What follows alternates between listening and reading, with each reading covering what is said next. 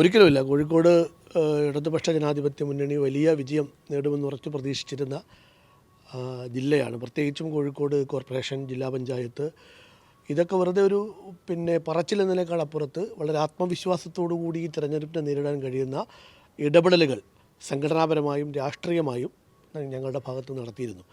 പരാജയത്തിനെ സംബന്ധിച്ച് കുറേ കൂടി ഗൗരവത്തിൽ ആഴത്തിൽ പഠിക്കേണ്ടതുണ്ട്. ആ പരാജയത്തിന് കാരണമായ കാര്യങ്ങൾ ഇപ്പം നമ്മുടെ മുന്നിൽ തോറ്റു ജയിച്ചു എന്നുള്ള കുറേ നമ്പറുകൾ മാത്രമേ ഉള്ളൂ. പക്ഷേ ഓരോ പരാജയത്തിൻ്റെയും കാരണങ്ങളെ കൃത്യമായി വിലയിരുത്തേണ്ടതുണ്ട്. സംഘടനാപരമായ പരാജയമുണ്ടായ പ്രദേശങ്ങളുണ്ടോ എന്ന് പരിശോധിക്കണം, രാഷ്ട്രീയമായ പരാജയമുണ്ടായ പ്രദേശങ്ങളുണ്ടോ എന്ന് പരിശോധിക്കണം. ഈ രണ്ട് പരിശോധനയും നടത്തും, തിരുത്തലുകൾ വരുത്തും. അതിശക്തമായി കോഴിക്കോട് ജില്ലയിലും കേരളത്തിലുമെല്ലാം തിരിച്ചു വരാൻ ഇടതുപക്ഷത്തിന് സാധിക്കും എന്ന ഉറച്ച പ്രതീക്ഷയാണ് ഇപ്പോൾ ഉള്ളത്. ഒരു പ്രാഥമിക പരിശോധനയിൽ നിരീക്ഷണത്തിൽ എന്ത് തിരുത്തലാണ് ആദ്യം വരുത്തേണ്ടത്? അങ്ങനെ എന്ത് തിരുത്തലാണ് ആദ്യം വരുത്തേണ്ടത് എന്ന് നമ്മൾ മനസ്സിലാക്കണമെങ്കിൽ എന്താണ് യഥാർത്ഥമായ പരാജയത്തിൻ്റെ കാരണം എന്ന് പഠിക്കേണ്ടതുണ്ട്.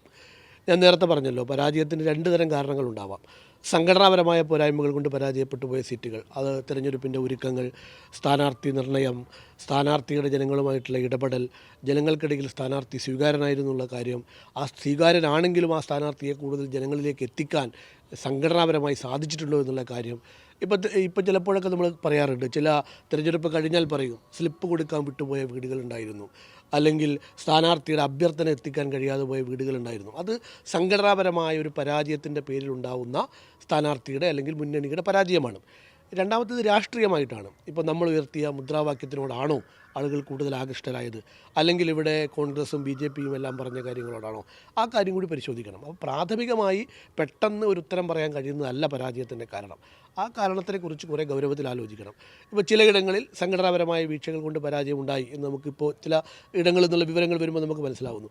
ചിലയിടങ്ങളിൽ അത് പൊതുവിൽ കേരളത്തിലുണ്ടായ ഒരു രാഷ്ട്രീയമായ UDFൻ്റെ അല്ലെങ്കിൽ BJPയുടെ ഒക്കെ രാഷ്ട്രീയമായ ചില കള്ളപ്രചാര വേലകൾ ജനങ്ങളിലേക്ക് അവർക്ക് കൂടുതൽ സമർത്ഥമായി എത്തിക്കാൻ സാധിച്ചു എന്നതിൻ്റെ ഭാഗമായിട്ടുണ്ടായതാവാം. ആ നിലയിലാണ് നമ്മൾ അതിനെ കാണുന്നത്.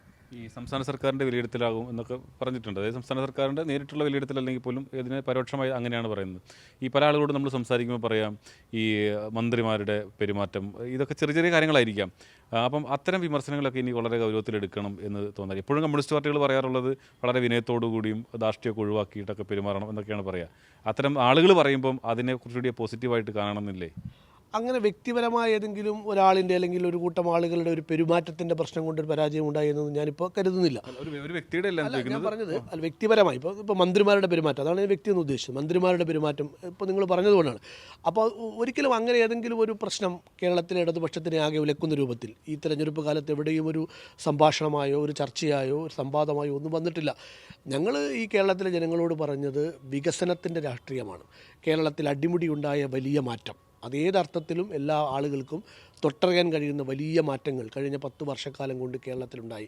കേരളത്തിൻ്റെ പശ്ചാത്തല മേഖലയിൽ, കേരളത്തിൻ്റെ ഉൽപ്പാദന മേഖലയിൽ എല്ലാം, ഏത് മേഖല എടുത്താലും അവിടങ്ങളിലെല്ലാം ഏതു സാധാരണക്കാരായ മനുഷ്യനും ഏത് സാമ്പത്തികമായി മുന്നോക്കം നിൽക്കുന്ന ആളുകൾക്കും എല്ലാം ഒരേപോലെ ഒരു ഭരണകൂടത്തെ ഇഷ്ടപ്പെടാൻ കഴിയുന്ന രൂപത്തിലുള്ള വികസനം കൊണ്ടുവന്നിട്ടുണ്ട്.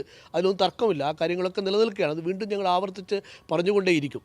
അതിനിടയിൽ എവിടെയാണ് ഈ ഒരു വികസന രാഷ്ട്രീയത്തെ ഇടതുപക്ഷം അവതരിപ്പിച്ചപ്പോൾ തീർത്തും കള്ളപ്രചാര വേലകൾ കൊണ്ട് അതിനെ നേരിടാൻ വേണ്ടി തീരുമാനിച്ച UDF പറഞ്ഞ കാര്യങ്ങളിൽ എവിടെയെങ്കിലും ആളുകൾക്ക് ആ ഒരു പ്രചരണമാണ് ശരിയെന്ന് എവിടെയെങ്കിലും തോന്നിപ്പോയിട്ടുണ്ടോ എന്ന് ഗൗരവത്തോടെ ചിന്തിക്കേണ്ടതുണ്ട്. അതിലേക്കാണ് നമുക്ക് തീർച്ചയായിട്ടും ഈ തെരഞ്ഞെടുപ്പിൻ്റെ ഒരു നിരീക്ഷണം എന്ന നിലയ്ക്ക് നമുക്ക് പോവേണ്ടത്. ഈ വാർഡ് വിഭജനം ഉൾപ്പെടെയുള്ള കാര്യങ്ങളുണ്ടല്ലോ, അപ്പം അത് പഞ്ചായത്ത് തലത്തിലാണെങ്കിലും ഒക്കെ കുറേ കാലത്തിന് ശേഷം നടത്തുന്നതാണ്. അതിനകത്ത് എന്തെങ്കിലും അശാസ്ത്രീയത തോന്നുന്നുണ്ടോ? വാർഡ് വിഭജനത്തിൻ്റെ കാര്യത്തിൽ കഴിഞ്ഞ 3 തിരഞ്ഞെടുപ്പുകൾ ഒരേ വാർഡ് അടിസ്ഥാനത്തിലാണ് നടന്നത്. 2010-ലെയും 15-ലെയും 20-ലെയും തിരഞ്ഞെടുപ്പുകൾ നിങ്ങൾ ഓർക്കുന്നുണ്ടാവും. ഒരു ഘട്ടത്തിൽ വാർഡ് വിഭജനം 2020-ലെ തിരഞ്ഞെടുപ്പിൽ പൂർത്തീകരിച്ചപ്പോൾ കോടതി ഇടപെട്ട് അതിനിപ്പോൾ സമയമായിട്ടില്ല, അതുകൊണ്ട് കുറച്ചുകൂടി ഒരു വർഷം കൂടി ഇങ്ങനെ പോവട്ടെ എന്ന് പറഞ്ഞ അടിസ്ഥാനത്തിലാണ് കഴിഞ്ഞ വർഷം തിരഞ്ഞെടുപ്പ് നടന്നത്. ഈ വർഷം തിരഞ്ഞെടുപ്പ് നടന്നപ്പോൾ വാർഡ് വിഭജനവുമായി ബന്ധപ്പെട്ട് വിഭജിക്കപ്പെട്ട വാർഡുകളുടെ അടിസ്ഥാനത്തിൽ ഇപ്പോൾ ജില്ലാ പഞ്ചായത്തും 28 വാർഡുകളായി, 28 ഡിവിഷനുകളായി. തീർച്ചയായിട്ടും നമ്മൾ ജയിക്കേണ്ട കുറേയേറെ വാർഡുകൾ ഈ ഒരു അവസരത്തിൽ നഷ്ടപ്പെട്ടു പോയിട്ടുണ്ട്. അപ്പോൾ അതുൾപ്പെടെ ഞാൻ പറഞ്ഞ സംഘടനാപരമായ കാര്യങ്ങൾ അതുകൂടി ഉൾപ്പെടുത്തിക്കൊണ്ടുള്ള പരിശോധന ഗൗരവമായിട്ട് നടത്തും.